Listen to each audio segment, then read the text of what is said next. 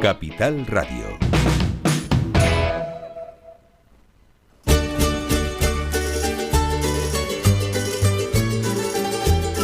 Bienvenidos, estás en Orígenes. Esto es la 10 Capital Radio. Te habla Joan Gualo. En los controles, Miguel Ángel González Padilla. Y estamos contigo para compartir 60 minutos donde ponemos lo canario más de moda que nunca y apostamos por lo nuestro. A través de las frecuencias 88.5 y 104.0 en Santa Cruz, en La Laguna 95.2, en el norte de Tenerife 97.2, en el Valle de Güímar 103.9 y en el sur de Tenerife 94.0. También recuerda que a través de la TDT sintonizas nuestro canal de radio, en donde están todos los canales de radio. Puedes estar con nosotros desde cualquier punto de Canarias. Y por otro lado, a través de la web www.ladies.es, en cualquier parte del mundo que te encuentres, y que entrando en la página web vas directamente a los enlaces de todas las plataformas digitales y puedes escuchar la radio a la carta. Bueno, estamos en Semana Santa. Hoy muchos de nuestros compañeros ya se despiden de vacaciones hasta el lunes siguiente, pero si bien es verdad que la Semana Santa es una época de recogimiento y de buen hacer, y en Canarias la Semana Santa tiene una muy marcada tradición, tiene muy marcada el arte que conlleva, tiene muy marcada la devoción y hasta la gastronomía, porque no podemos olvidarnos de que hay hasta una alimentación especial en estos días. Quienes llevan cofradías y todas estas cosas hacen ciertos ayunos, pero no nos podemos olvidar de las riquísimas torrijas, aunque ya nos encariñamos tanto con ciertas cosas gastronómicas que lo hacemos durante todo el año, pero si bien es verdad que como este fin de semana, una torrija siempre va a saber muchísimo mejor. Vamos a escuchar parte de lo que es ese arte musical que tiene nuestra Semana Santa.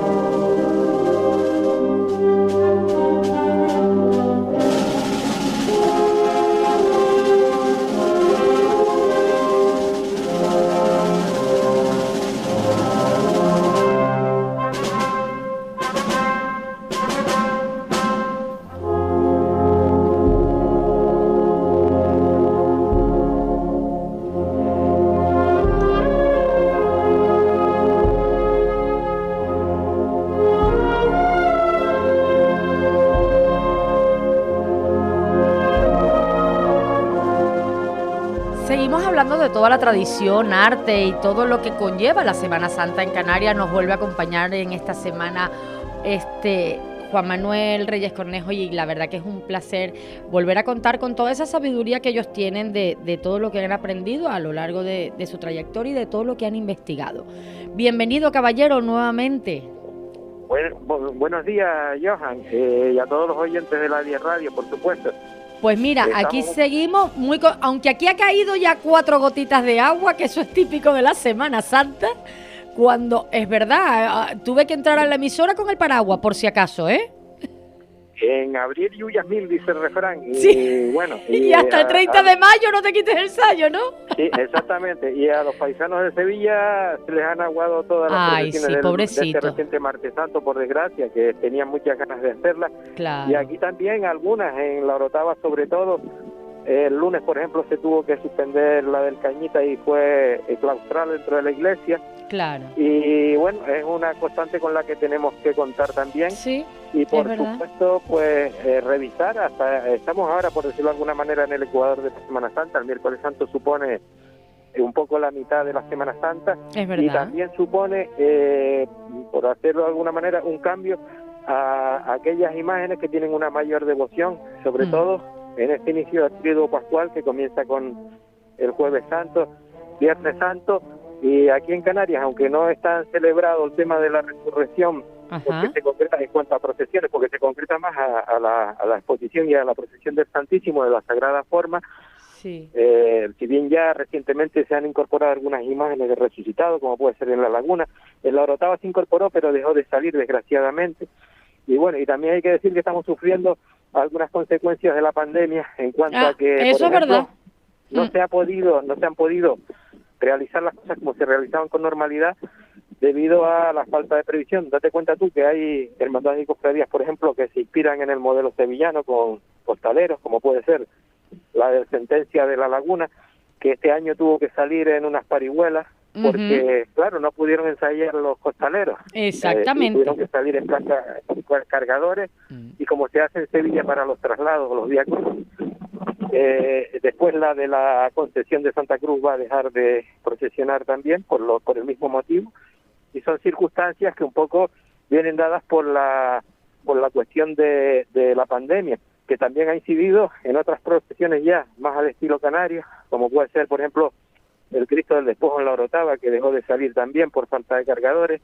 Sí. Eso no requería ensayo, pero sin embargo la gente de las cofradías, alguna pues se ha visto apartada o no, o por motivos de la pandemia no se han atrevido, que seguimos, por cierto, con los contagios, hay que tener cuidado y mantener las precauciones, y es un poco la tónica que está dando esta Semana Santa, que todavía no llega a ser normal del todo, ¿verdad? Y que, como te decía antes, seguramente ya a partir ahora del jueves y el viernes pues va a tener como protagonistas aquellas imágenes de mayor devoción y también muchas veces de mayor valor histórico artístico. Eso es una de las cosas que habíamos comentado desde la semana pasada, el valor histórico que tienen ciertas imágenes y luego el valor artístico que tienen y que pasa a ser parte de nuestro arte patrimonial y sus músicas y todo. Sí me dio muchísima pena ver en algunos sitios que no ha podido salir. Anoche sí se hizo el encuentro aquí en la Laguna de la Cuesta Sí, se hizo el martes. El martes fue así. Ayer fue ayer. Y o el lunes, no lo tengo bien situado. Creo que no, fue anoche, sí. Con el Cristo de Dubedú que trajera Jackie Romero, aquel recordado personaje que tenía ascendencia sevillana y que el primer año lo traje incluso a La Laguna. Eso empezó, el encargo de la imagen empezó por los años 70, y como bien tú dices, pues hacen un encuentro entre las dos parroquias con una Virgen que era de su propiedad y el Cristo que también lo donó él. Es verdad, las dos cosas eran de él. Que sale con el Sentencia de La Laguna, porque incluso un año recuerdo que lo trajo desde la Cuesta y procesionó en la Semana Santa en la procesión magna de La Laguna. Eso sí se ha celebrado. Ayer se celebró, sí, hemos tenido la oportunidad de verlo. Voluminoso, ¿sabes? Y sí se lo permitieron, y me imagino que se organizarían para ensayar. Pero ya te digo, el problema ha sido sobre todo en el caso de los costaleros, el tema de los ensayos que no han podido, porque claro, estábamos con la incertidumbre de saber. Y luego, por otro lado, sí te tengo que decir que aquí en el norte pues ha dado alguna incidencia en cuanto a falta de cargadores para sacar las imágenes, y se han suspendido algunas puntualmente, como te decía, como es el Señor del Despojo en la iglesia de Santo Domingo de la Orotava, y que yo espero que eso se vaya recuperando, porque esta misma iglesia dejó también de sacar un resucitado de don Ezequiel de León de la década de los 90, que se procesionaba precisamente el domingo de Resurrección y dejó de salir. Ahora solamente está saliendo en cuanto a imágenes, la de La Laguna, la de Garachico, la de Icó y el resto pues normalmente se hace con la Sagrada Forma, porque aquí en Canarias esa tradición se incorporó, que bueno, todavía no es tradición tampoco, en el siglo XX prácticamente, con las nuevas imágenes que se importaron del resucitado, ¿sabes? Exactamente, que por cierto, yo sí leí que hoy ya el Cristo Nazareno aquí en Santa Cruz no va a salir hoy, no sale, la gente está así como que la gente del barrio que es un poquito triste que no sale, sobre todo por el visto en el barrio de la Salud. Sí, eso es la cueva de Antonio, que era sí, una señor. cueva en el Barranco Santos que se habilitó. Ese señor, te voy a contar la historia de ese señor. Ese señor era palomero y para coger una paloma se precipitó en el Barranco Santos, en una de las cornisas, y entonces dice que en la caída pensó que si se salvaba ponía una imagen de la Virgen de Candelaria allí. Ajá. Ya fallecido desgraciadamente, y entre la Virgen de Candelaria también cuenta una imagen del Nazareno que se procesiona y que parte desde el Barranco de Santa hacia el barrio de la Salud. Está en el límite entre el barrio Nuevo y el barrio de la Salud Alta. Sí, señor. Pues es una pena la gente de casi todas las piezas que hay por ahí que me puedas nombrar. Y es una si tienes pena alguna curiosidad que te asalte y quieras preguntar. Sí, mira, que a mí me da mucha pena de que yo no sé si esto tiene que ver algo con la organización, porque cuando oyes a los cofrades y cuando oyes a la gente que es devota de ciertas imágenes, te dicen, es por culpa de los políticos, es por culpa de la organización, es por culpa de... Pero yo considero que después de los 2 años que hemos vivido, teníamos que haber hecho un esfuerzo entre todos y por lo menos que las figuras saliesen como normalmente salen. Si bien es verdad lo que tú dices, que no se lograron en algunos costaleros poder practicarlo por esto de lo de la pandemia, pero, hombre, ya sabíamos que para esta semana las cosas iban a ser diferentes y pudieron intentar entre todos aunar el esfuerzo. Y hay muchas cosas que no salieron a tiempo por culpa de las leyes, ¿eh? Entonces, sí, eso por un lado, pero después date cuenta tú que concurre en varias circunstancias, Joan. Por un lado tienes la autoridad o la jerarquía eclesiástica, que también depende mucho del párroco, porque estas decisiones muchas veces se han tomado a nivel de la parroquia y por el responsable máximo, que es el párroco, que normalmente el obispo dice que él delega también y no se mete en las cosas, las decisiones personales, no personales, sino de los parroquiales de los distintos párrocos que hay. Y hay párrocos que van a celebrar, por ejemplo, procesión magna, llámese Icó, La Laguna. Hay otros que no, como Garachico, por ejemplo, porque él estima que no, que le supone una responsabilidad el que organizar la procesión magna, y es ante el tema de la pandemia. Eso por un lado, eso entrando por ahí. Después también se da otra circunstancia, y es actitud, porque, hombre, en todas las profesiones sabemos que habemos hijos de todas las madres y hay buenos periodistas, malos periodistas, hay buenos policías, malos policías, buenos sacerdotes, malos hay gente sacerdotes. Buena para todo y mala para todo. Hay de todo. Hay de todo en la viña del Señor. Entonces, hay algunos que son más receptivos con la religiosidad popular, que parte de la iniciativa, como bien dice, popular, y otros que no. Que en vez de saber por qué razón, o porque a lo mejor están agobiados de trabajo, o porque y entonces se niegan, ¿no? Y hay parroquias, por ejemplo, que le permiten a un particular ceder una imagen o sacar una procesión incluso a un domicilio particular, como pasa en Garachico desde el siglo XVI, o hay otros que después te ponen 20.000 pegas y no te la dejan ni siquiera donar. Pues hay de todo. Eso en cuanto a la autoridad eclesiástica. Después, la autoridad civil, pues también, ¿quién no conoce los incidentes que ha habido con el excelentísimo Cabildo Insular por el tema de las procesiones en las carreteras, en aquellos pueblos que son una travesía, que están en línea de carretera, y el Cabildo les prohíbe que se corte el acceso, incluso con multas pecuniarias muy importantes? Eso por otro lado. Ahora estamos hablando de la autoridad civil. Y después la receptividad también de los ayuntamientos respecto al mantenimiento de esta fiesta. Pues date cuenta tú que sacar una procesión a la calle supone los costes de la banda de música, de las flores. Muchas cofradías no tienen recursos y ahora mismo mucha gente ha dejado de pagar sus cuotas. Esto es como todo. Pues claro, esos agentes sociales que están potenciando todo este tipo de actividades, como pasa también en el folclore, pues se van cansando, se van quemando y pasa lo que pasa. Entonces son muchas las circunstancias y yo temía mucho por el tema de estos, casi ya vamos para 3 años de paro cabildo, porque claro, se abandona la situación y todo cae en desuso. Incluso los soportes materiales, ¿entiendes? Exactamente. Tronos, Y luego eso todo lleva una conservación, y dentro de la conservación es verdad que ahí juega un poco el apoyo institucional, tanto de la parte institucional, política, social, como de la parte institucional, eclesiástica y todo eso. Incluso fíjate tú de un tema. Una obra de primer nivel de patrimonio no se puede intervenir así por las buenas. Al final son obras de culto que están sujetas a una manipulación y a un deterioro, porque quieras que no, el sacar las hornacinas, ponerlas, colocarlas, mantenerlas todo el año, pues va llevando un deterioro por el uso también, y claro eso no lo puede afrontar muchas veces una simple cofradía, sobre todo si es una obra de primer nivel. Exactamente, no, y es que esos tienen unos costos impresionantes, la gente tiene que entender que es un trabajo en conjunto. Siempre tienen que ser afrontados por la administración. Y te digo más, ya el tema trasciende incluso a los propios católicos o cristianos y a la Iglesia en sí, porque tiene muchas veces la administración que afrontar la conservación de esos bienes patrimoniales, y entonces el sentido que le tienen que dar también esos responsables eclesiásticos es de usufructo, es decir, ellos están gozando un patrimonio que ha sido heredado y que es patrimonio de todos, incluso trasciende a los cristianos. Y te voy a poner un ejemplo bien simple: la Catedral de La Laguna ha sido reconstruida con fondos del gobierno central, y obviamente yo creo que debe ser un patrimonio de todo. Bueno, en eso hay una extensa polémica ahora con el tema de las adscripciones de la propiedad por parte de los obispados y demás, pero no vamos a entrar en esta polémica, vamos a hablar de Semana Santa, que era de lo que estábamos hablando. Ya te digo, ahora de entrada vamos a hacer una pequeña reseña de las procesiones con mayor devoción que va a celebrar la isla de Tenerife. Y bueno, mañana Jueves Santo, por ejemplo, pues tenemos al Cristo a la Columna, que es una obra de primer nivel de Pedro Roldán, que es una donación de un presbítero que llegó a ser canónigo de la Catedral de Sevilla, Leonardo de la Guerra.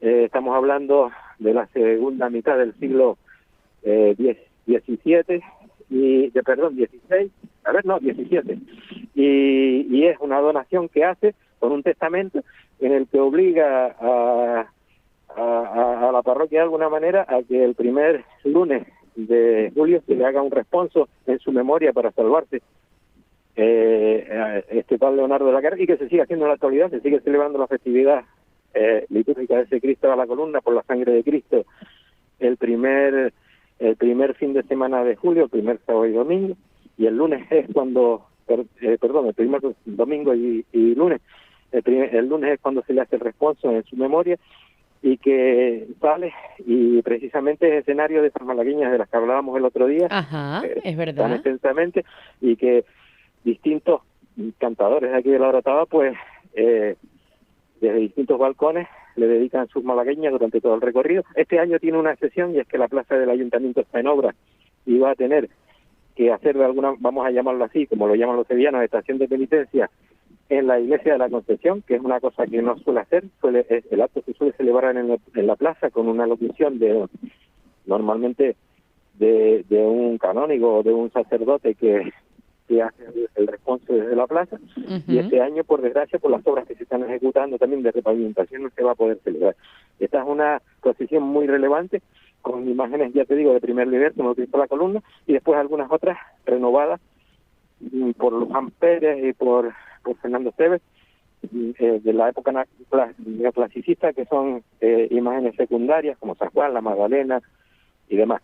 Después podemos saltar, por ejemplo, el Viernes Santo, pues tenemos los distintos encuentros. Un encuentro muy importante en la isla es el que protagoniza el Nazareno de Martín de Andújar y Codros Vila, que es esa clásica representación teatral en la que se escenifica con las distintas imágenes en tronos individuales el encuentro entre Cristo, las Marías y San Juan y demás, y en la que corre San Juanito, que es un tema en la pintoresca plaza de la Pila, digo, que es un lugar muy bonito, muy emblemático, señor, de nuestra arquitectura canaria.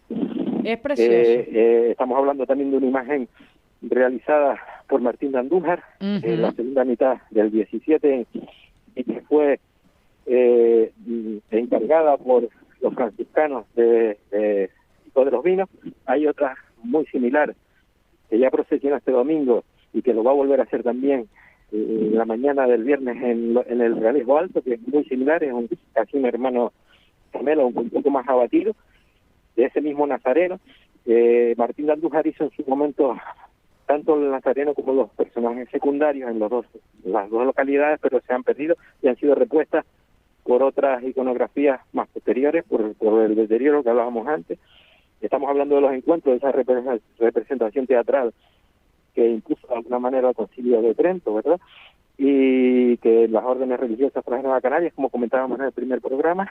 Y, hombre, después, cómo no hablar, quizás de una de las imágenes más antiguas que posee la isla, o la más antigua, en torno a 1520, del Santísimo Cristo de la Laguna, que es una pieza gótico-flamenca, realizada por Luis van der Buller, un escultor brabanzón de los Países Bajos, que la realiza, la toma un mercader para venderla en Venecia no logran venderla, y al final se la acaban vendiendo al adelantado en la ciudad de Barcelona, y pasa desde Barcelona, pues imagínate, en una carreta llevada hasta Sanlúcar de Barrameda, hasta el convento de los franciscanos de Sanlúcar de Barrameda, hasta que la pudieron embarcar porque el patrocinador o un poco el mecenas que tenía el adelantado era el duque de Medina Sidonia, hasta que se embarque y llega a la isla en torno a 1520, y que es el Cristo de la Laguna, pues mira, con la Virgen de Candelaria son las aplicaciones más importantes que tenemos.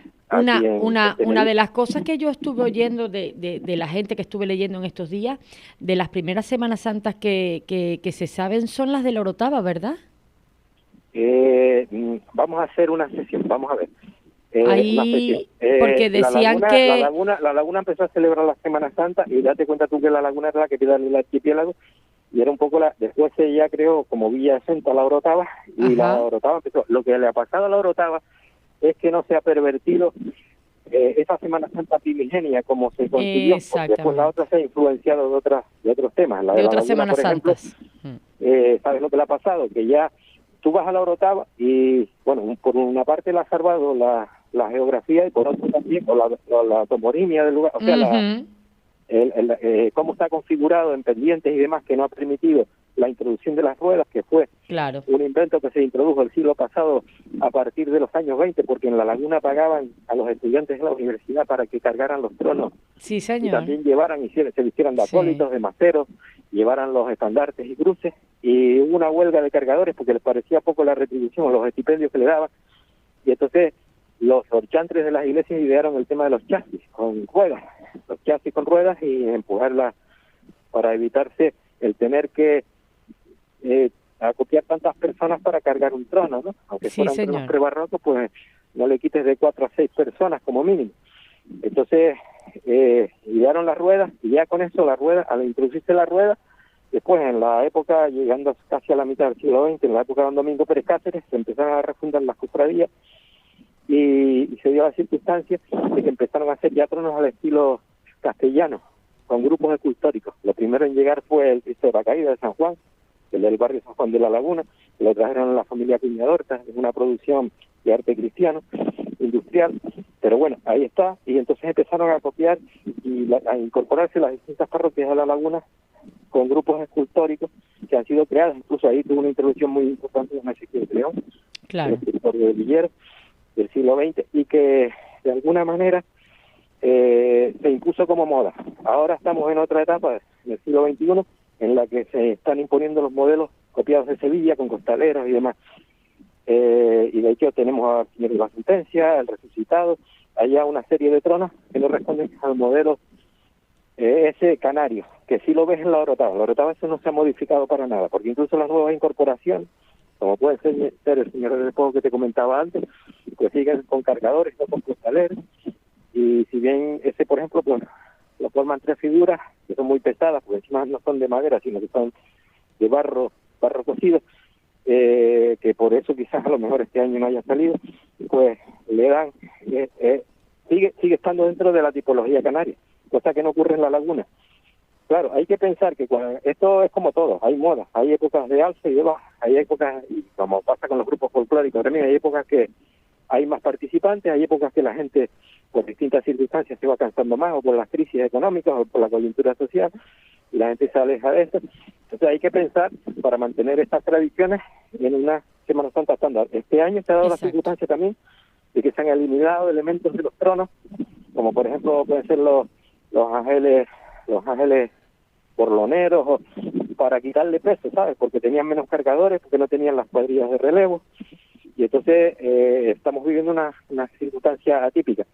¿Qué lectura podemos sacar de esto? Que si en época de vacas gordas nos dedicamos a hacer una Semana Santa que después puede ser insostenible en la época de crisis de vacas flacas, pues hay que pensar si después lo que no podemos perder es nuestra identidad tampoco. Exacto, no, yo pienso que una de las cosas, el que la parte, cuando las cosas van llegando a la tierra, se adaptan a la idiosincrasia del momento y a todo lo que le rodea, y eso es parte de la historia que ha tenido Canarias toda la vida, pues el tratar de mantener desde el momento que llegó, ya no solamente el hecho de como tú dices, de la Semana Santa en sí, sino de las cosas folclóricas o de ciertos detalles que se han incorporado a nuestra vida, a nuestro día a día desde épocas antiguas, pues mantenerlo en el momento y en la idiosincrasia de lo que existía en la época. Es la única manera de conservar una tradición. Y claro, al estar en el medio, como siempre hemos dicho, de los 3 continentes, como todo nos ha influenciado y hemos repartido, pues es parte de que intentar conservarlo para que no se desvirtúe una realidad que existió en un momento y que trataremos de conservar. Es la única manera, porque y más ahora con todo esto de las globalizaciones y todas las cosas que hay. Sí, es una manera. Y claro, porque es que hay mucho... Estás realizando, gracias a Dios, de los pocos medios que se están dedicando a reivindicar nuestras cosas. A reivindicarlo, no claro. Sino en el ámbito general de la cultura popular. Y hay otro aspecto también que se me olvidó antes reseñar, que es que en el episcopado de Fray Albino, que fue el 8º obispo de la diócesis nivariense, porque tú sabes que la diócesis nivariense se escindió de la canariense en el siglo XIX, resulta que cuando se cumplieron los primeros 100 años, que fue sobre esta época, ahora estamos cumpliendo cerca de cumplir los 200 años. Es verdad. Se instituyó la procesión magna, que eso no existía en Canarias. La Orotava no lo incluyó. La Orotava sigue sacando a sus titulares cada día cuando les toca, pero después no hay procesión magna. A otros pueblos se las han incluido. Después hay pueblos que tienen una Semana Santa mixta, que es con ruedas, con cargadores, hacen la procesión magna, como puede ser Icó, Garachico, pero ahí está. Entonces la Orotava es el único modelo puramente, tal y como se concibió esa Semana Santa instituida por las órdenes religiosas franciscanas, dominicas, agustinas, con esa teatralidad en cuanto a los entierros, al descendimiento de Cristo, que ahora se suele hacer lustralmente, y a los encuentros que hablábamos antes, y que es un modelo de referencia de lo que era la Semana Santa Canaria, y que yo le ruego a los villeros que la conserven, ¿sabes? Porque claro, es un referente y tiene una calidad que no tiene otras, tanto en cuanto a temas patrimoniales, porque mira, por ejemplo, en la laguna se han incorporado a un modelo sevillano que a mí me parece bien, que como bien tú decías, que hay una comunidad, por ejemplo, de personas que son o que se identifican con la estética de Sevilla y no van a nunca a alcanzar el desarrollo de... ¿Por qué? Porque nosotros hemos perdido a nuestros artesanos, ya no tenemos... Mira, no, aquí hay una demanda de artesanos aquí muy grave. Sí, murió Juan Ángel, que era el último orfebre, cuando la laguna ha tenido una tradición orfebreril del siglo XVIII brutal, que ha exportado a todas las islas, incluso afuera, y ya no tenemos esos artesanos. Entonces te encuentras con tronos que... Por ejemplo, las bambalinas pues son barras de cortina, o las candelerías son de latón, o te encuentras unos angelitos de resina pegados en los respiraderos, y son cosas que la verdad, o decoradas con faroles de jardín, y son cosas que, hombre, se convierte la Semana Santa ya en un carnaval en vez de una Semana Santa. Exactamente, termina yéndose de todo lo que en realidad le rodea y le conmemora. Claro. Y que, queramos o no, aparte de, como ya siempre hemos dicho, ¿no?, de la creencia de cada persona o de la devoción, nosotros, nuestras fiestas populares también se han regido siempre por un calendario católico. Y por otro lado, dentro de todo ese patrimonio, pues engloba ya no solamente... Es que todo el mundo dice, no, pero es que yo no voy a ir a la Semana Santa porque eso es de los católicos. Le digo, no, eso es de los canarios. Eso es de los canarios, porque después si vas a ir a la romería de San Marcos, ¿y San Marcos qué era? ¿Chino? Yo, un elemento turístico más, claro, turístico más, y al que no deben de renunciar los pueblos.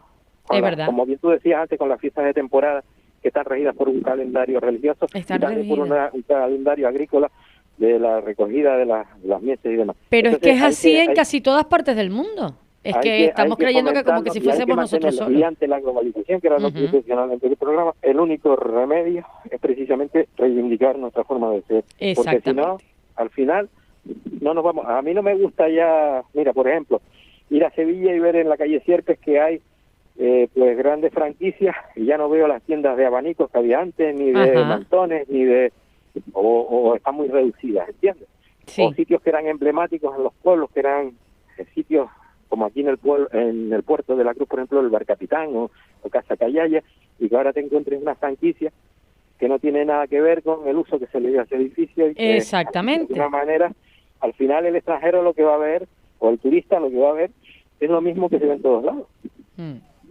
Es verdad. Johan, te voy a tener que dejar porque ya y yo también te voy a dejar porque voy a poner para el bocadillo, perdona. Sé que no pudiste ni al desayunar. Estoy trabajando y pedí un código para poder, un código quiere decir un descanso para el bocadillo que me dé media hora y ya se me está agotando y desgraciadamente te voy a tener que dejar e invitar a los oyentes a que no dejen de disfrutar este fin de semana de la Semana Santa que tenemos, si no tienen otro lado que ir, que es muy bonita, que van a salir las piezas de mayor calidad y de mayor devoción, y que de todo se puede disfrutar en la vida. Sí. Se puede disfrutar. Aquí tenemos un microclima que puedes ir a la playa, puedes ir por la tarde, ir a la procesión, puedes... Nos da tiempo a todo. Tenemos tiempo para todo. Nada, y Johan, espero que sigas contando conmigo claro que para sí, claro que sí. Tú sabes que yo soy fanática de tu familia. Que lo próximo a apuntar en la agenda debiera ser el tema de la cruz, que es una fiesta muy importante también en la isla de Tenerife. Se nos abre ahora no solo por ser la patrona de las capitalidades, tanto de Santa Cruz como del puerto de la Cruz, como y Santa Cruz de la Palma, por supuesto, sin olvidar a nuestros paisanos que han vivido la tragedia del volcán, y que te vamos a hacer una relación de los tipos, la tipología de cruces, las tradiciones, como vienen, para bonito. Que la gente de alguna manera se vaya ilustrando y se vaya interesando por este tema, y cuando vaya a los actos sepa el porqué de las cosas, que es una cosa muy importante. Eso es parte también importante, que sepamos de dónde venimos y hacia dónde vamos. Yo te agradezco, Juan Manuel, que nos hayas atendido. Te dejo comerte el bocadillo. ¿Sabes qué? Yo voy como estamos en Semana Santa, voy a hacer ayuno y abstinencia. Ayuno y abstinencia. No, pero ¿tú sabes qué voy a hacer yo ahora? Les voy a contar a los oyentes cómo son el sancocho que se hacen en Canarias por Semana Santa, cómo hacer ciertas torrijas. Las torrijas, por cierto. Sí. Y los pastelitos y las de batata, que son de la Cuaresma. Sí. Que ya estamos con toda la Cuaresma y con todo, y la verdad que es extraordinario. Pues mira, mil gracias por estar con nosotros.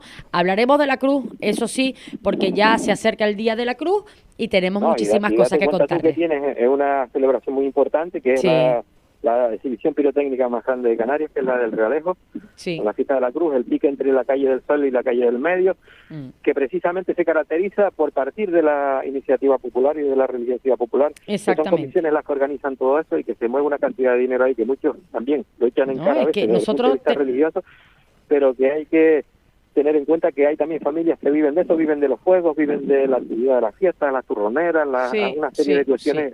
Y todo eso... Y todo eso suma. Están ahí a pie de obra también. Y todo eso suma. Mil gracias. Un abrazo grande. A ti, Joan, ya sabes dónde estamos y lo que se te ofrezca, ¿vale? ¡Feliz Semana Santa! Saludos a todos los oyentes.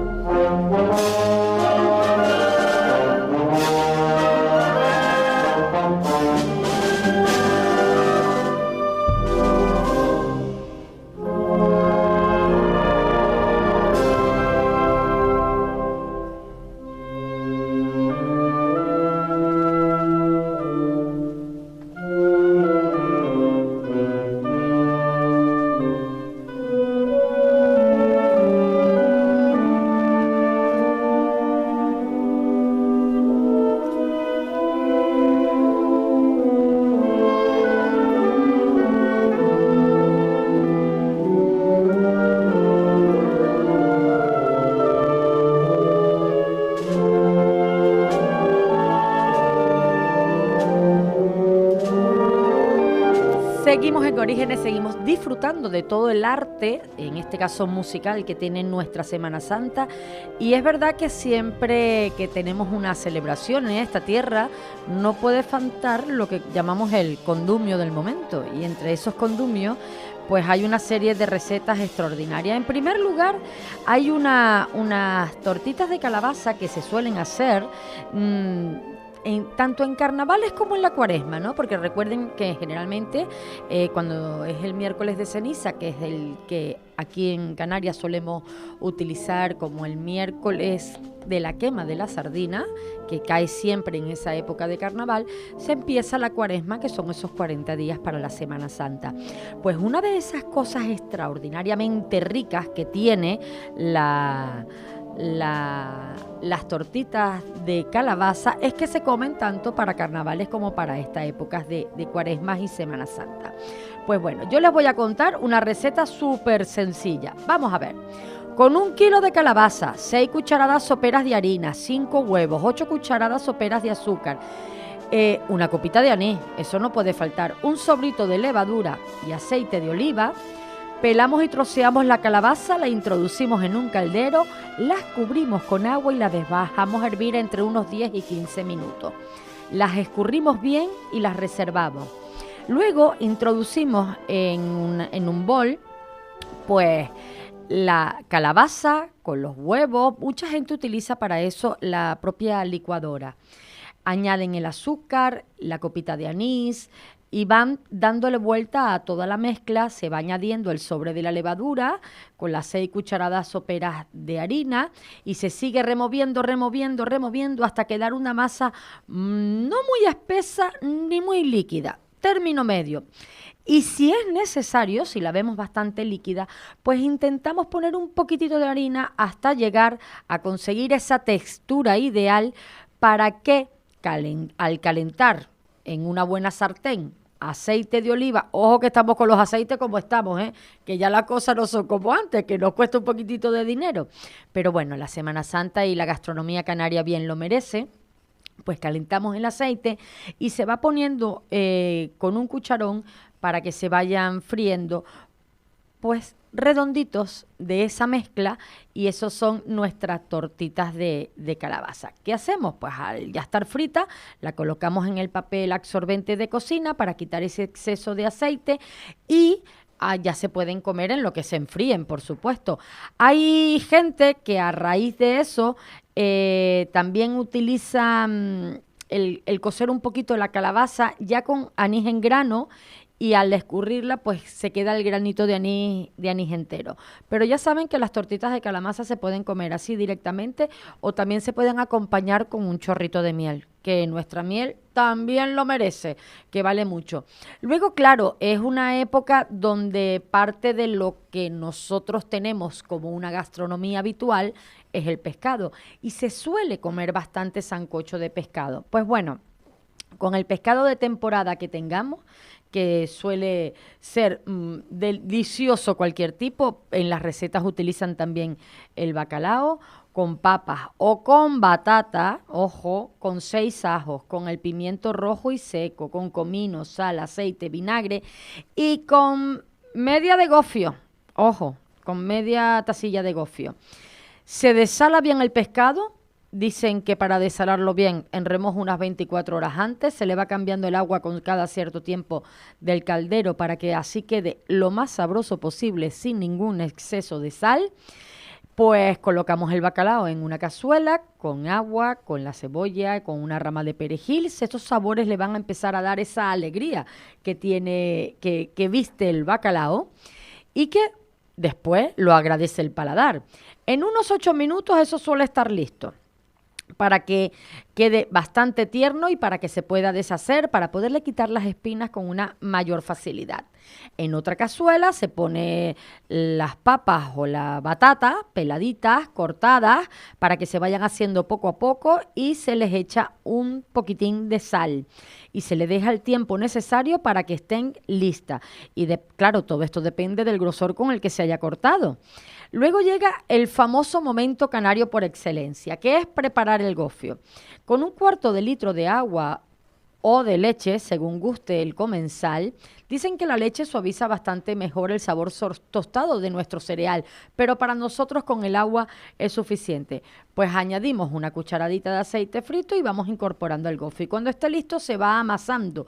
Formamos la llamada pella de gofio con una forma alargada y gruesa y debe estar suficientemente dura para poderla cortar con el cuchillo, que es uno de los elementos por los que destaca este plato, es la presentación. Ponemos en la bandeja todas las papas y los boniatos, en otra el bacalao sin nada de caldo, seco y listo para comer, y finalmente la pella de gofio en un plato aparte para ser cortada en rodajas y para que los invitados se sirvan a su aire. Pero claro, ¿cuál es parte de la otra gastronomía que nosotros tenemos en nuestra vida? La torrija. Es que sin ella no sabríamos hacer. Pues miren, la más tradicional que hemos conseguido, la más rápida, la que no necesita mucho trabajo, sino poner todo el amor que queramos entre todos, esto es así. El pan del día anterior. Eso seguro, el pan del día anterior. Y hay gente que ya tiene el pan de la semana pasada, que ya me lo han enterado por ahí. Pues bueno, es un manjar. Y las recetas está pasado de generación en generación. A día de hoy sigue siendo el dulce estrella de la Semana Santa, igual que hay una variedad de dulces estrellas que tenemos en nuestra gastronomía. La barra de pan del día anterior, la leche, los huevos, la canela para espolvorear, la canela en rama, el azúcar y el aceite. Recuerden que ponemos a calentar la leche con la canela en rama y cuando ya hierve se retira y se van cortando en rebanadas de unos 2 centímetros de grosor la barra de pan, que hay gente que ya lo compra en las panaderías, que si el pan para torrijas, no se crean ustedes, que esto ya vamos preparados. Pues cuando ya está a punto vamos a tener que desmontar eso de que dicen que el pan se hace con el pan duro. Es mejor porque chupa un poquito más la leche. Pues bueno, cuando ya tenemos la leche templadilla, no muy caliente para poderla manejar, y que ya le hayamos quitado las ramitas de canela, pues le ponemos el azúcar y ahí es cuando ya volcamos en un plato antes hondo todo lo que hemos hablado y empieza a mojarse el pan en la leche. Va agarrando ese sabor de haberlo hervido con la canela y de tener el azúcar. Luego en el otro plato hondo batimos los huevos, lo pasamos por los huevos, calentamos bien la sartén con el aceite y los vamos colocando. En lo que esté fresquito ya te lo puedes comer, y si le espolvoreas un poquito de azúcar por encima y canela, muchísimo mejor. Yo, antes de despedir el programa de hoy, quiero hablar con una de las personas extraordinarias que está con nosotros, que yo espero que me haga torrijas también, aunque tenga que hacer una lectura dramática el próximo fin de semana, pero que espero que con las torrijas también podamos celebrarlo. Nestalí Díaz, buenos días. Pues fíjate qué casualidad que hoy pensaba hacer torrijas. Ah, pues voy para allá. Espérate que Mike ahorita terminamos el programa y vamos todos para allá, para Salata Teatro. Nos vamos al número 119 del Camino a las Mercedes, ¿eh? Pero a teléfono no le demos nada, que se las come todas. Sí. No, mejor nos las guardamos para nosotros y... Exactamente. Vamos a ver. Este próximo domingo a las 6 de la tarde... viviremos una lectura dramatizada, María Sangra, que fue con la que obtienes el primer premio Catherine of Aragon en Inglaterra, y que es extraordinario. Primero, que a mí me da mucha risa porque yo estoy rodeada de pura gente que gana premios, ¿eh? Eso me encanta. Yo tengo muchos amigos que ganan premios. Pues es una lectura que podemos disfrutarla todos este fin de semana, ¿no? Sí, este domingo en sala de teatro, pues tenemos esta lectura dramatizada. No es exactamente una obra ya montada, sino que los actores con el texto delante pues van leyendo la obra, pero siempre con una intención e interpretación, y bueno, sirve un poco para dar a conocer esta obra con la que tuve la suerte de ganar el concurso allá en Inglaterra, y que me gusta que la gente de aquí tenga la oportunidad de verla. Claro, Exacto. No, y es extraordinario. Vamos a ver, es una lectura dramatizada. Veremos en el escenario a Cristo Barbuzano, a Víctor Asís, a Aida Prieto, Inés Rodríguez. El texto y la dirección es tuya, es en la sala de Salata Teatro. Va a ser el domingo 17 a las 6 de la tarde. Recuerden que la información y las reservas por Tomaticket o al 685-656-053 y que, bueno, tiene parking, que no hay ningún problema y que, bueno, encima ha sido el texto ganador de este premio, que además la obra ya, para optar al premio, la tradujeron y todo, ¿no? Sí. Claro, porque se representó en Peterborough, que es una ciudad de Inglaterra, es la catedral, además, un sitio precioso, y se hizo en inglés para los ingleses. Y eso, pues la verdad que fue una experiencia maravillosa, la verdad. Gratificante. Oye, qué alegría que podamos compartirle, que podamos verlas. Así que yo invito a todo el mundo que aprovechen esta semana, este fin de semana que a algunos les ha tocado semana de vacaciones completa y a otros les toca unos días nada más, que el domingo 17 de abril a las 6 de la tarde, pues en la sala de Salata Teatro, en el Camino Las Mercedes número 119, pueden disfrutar de ella. Oye, ¿y qué tienes por ahí pendiente? ¿Estás escribiendo algo nuevo? Que ustedes me dan miedo cada vez que yo hablo con alguno de ustedes, resulta que detrás ya tienen 2 cosas que están haciendo. A mí me dan miedo. Bueno, el pasado fin de semana estuvimos en el Noir otra vez con una una adaptación de Agatha Christie, también matando gente. Esta vez ustedes cuando no envenenan a alguien con los platos, con lo de los 4 platos, cuando no envenena están buscando un cadáver o matan a alguien. Ustedes me dan miedo. Sí, nosotros siempre estamos ahí detrás buscando el misterio y la intriga. Pero mira, sabes que es un género que termina siendo hasta divertido. Porque siempre tienes el cerebro revoloteando en ver cómo buscarle las situaciones y cómo solucionarle los problemas a la gente y a la vida, ¿eh? Sí, nosotros siempre lo hacemos en clave de comedia. Así que siempre para divertir a la gente y que se pase un buen rato. Nos encanta el poderlo compartir todos los miércoles, siempre con todo lo que hacemos en irnos a escena con Salata Teatro y toda la gente que alrededor de Salata, como toda esta gente del Antihéroe, Nestalí como autor, aparte de ser parte de todos los conglomerados, tienen esa oportunidad. Caballero, el único taco que me deja decir mi madre es mucha mierda, ¿eh? Prepárate que ya vamos para allá, cógele la señal del Google ahí, Miguel, que nos vamos a ir todos a comer terrijas hechas por Nestalí, que si las hace como escribe, van a estar buenas, ¿eh? Bueno, se me da mejor escribir que cocinar, pero bueno, ¿sí? Algo será. Bueno, pues un placer tenerte en Orígenes y ya sabes que siempre tienen las puertas abiertas para todo lo que quieran contarnos. Muchísimas gracias, Nestalí. A ti, hasta luego. Feliz Semana Santa, y a ustedes no me queda más que invitarlos a la próxima semana a continuar en Orígenes y que siguiendo nuestras redes saben todas las cosas que pueden disfrutar culturalmente en cuanto a tradiciones este fin de semana en nuestro archipiélago. Cuídense mucho y hasta la próxima semana.